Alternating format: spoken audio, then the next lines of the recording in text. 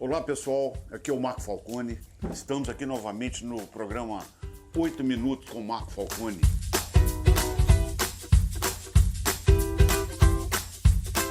No episódio passado, nós contamos a história da cerveja na Suméria, que foi a primeira civilização conhecida pelo mundo ocidental.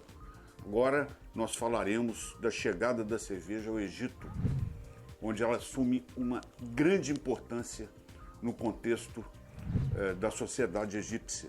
Ela passa a ser a bebida favorita dos faraós, daí ela ganha uma importância tremenda, e ela faz uma tríade na cultura egípcia, porque ela atua pesadamente em 3 flancos, ou seja, na religião, na medicina e na moeda.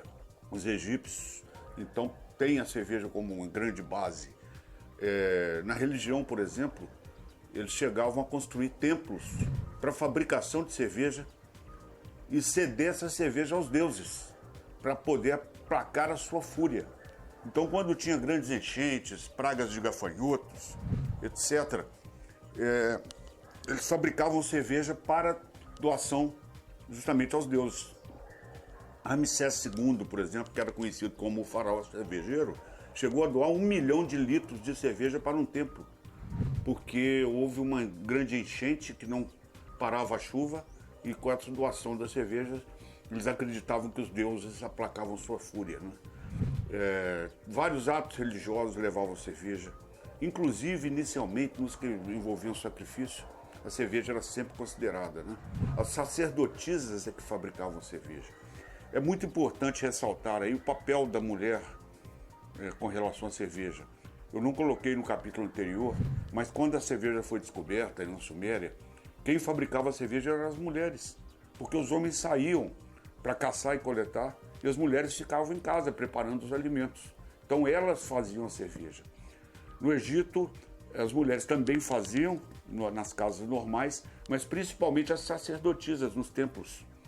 Fabricavam a cerveja e um princípio muito engraçado, que a fabricação da cerveja no Egito, ela era muito associada à fabricação do pão que eles faziam. Eles pegavam o cereal, podia ser cevada, podia ser o trigo, faziam aquela massa e notavam que quando a cerveja ficava pronta, ficava uma espécie de uma lama no fundo. Então eles descobriram que passando essa lama no pão e depois irrigando com água o líquido que saía embaixo, ele acabava virando a cerveja. O que estava acontecendo ali?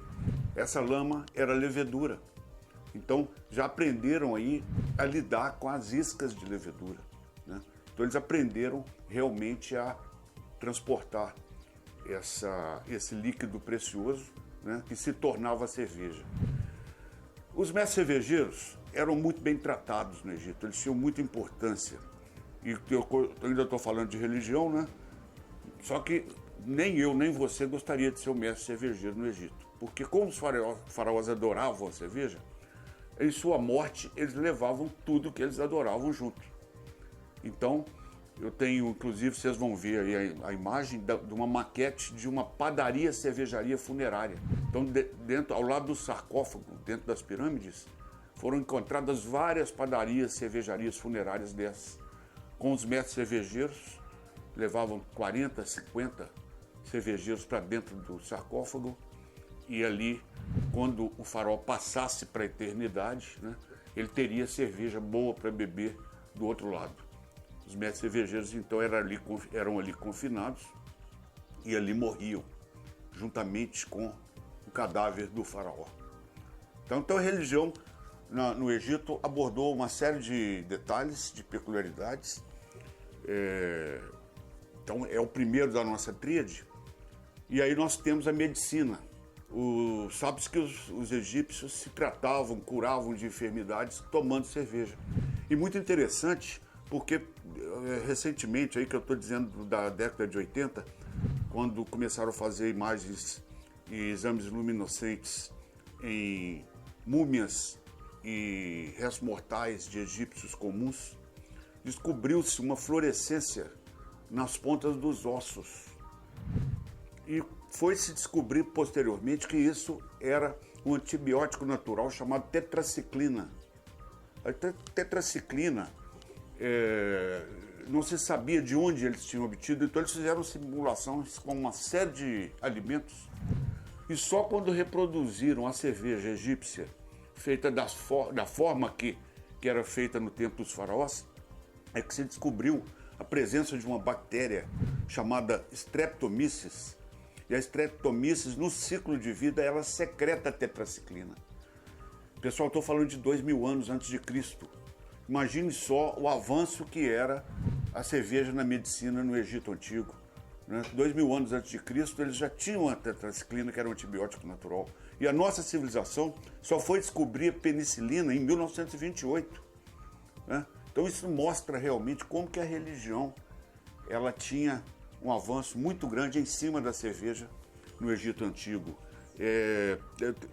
Tem vários tratados aí de receitas médicas, onde a gente encontra mais de 500 termos ligados à cerveja e à medicina, funcionando como remédios. Então é uma coisa realmente fantástica, esse papel que a cerveja teve também no Egito, né? E o último deles é como moeda. A cerveja, ela tinha um valor tremendo, ela servia para negociações, para permutas. Como na Suméria, quem tinha cerveja era considerado próspero, era considerado rico, né? O próprio poder público, né, os faraós faziam a cerveja para doar para o povo, que também tinham rações parecidas com os babilônios, né? E aí ela assume o papel de moeda e ela muda, de certa forma, a história. Porque muitos historiadores atribuem a construção das pirâmides no Egito aos escravos hebreus. E hoje já existe uma dúvida histórica se realmente foram os hebreus que construíram. E mais, se realmente eram escravos, porque a definição de escravo é que o único pagamento que ele pode receber é alimento. Não pode receber pagamento pecuniário de outra forma.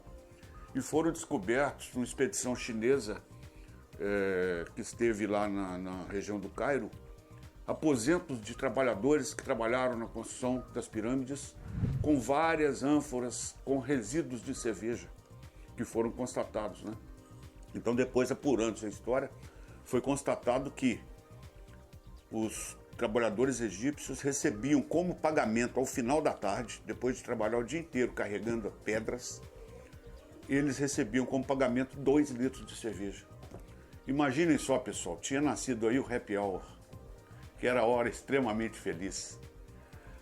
Depois de trabalhar todo dia carregando as pedras, né, nós tivemos então o pagamento com cerveja, e aí a gente atribui outro grande valor à cerveja.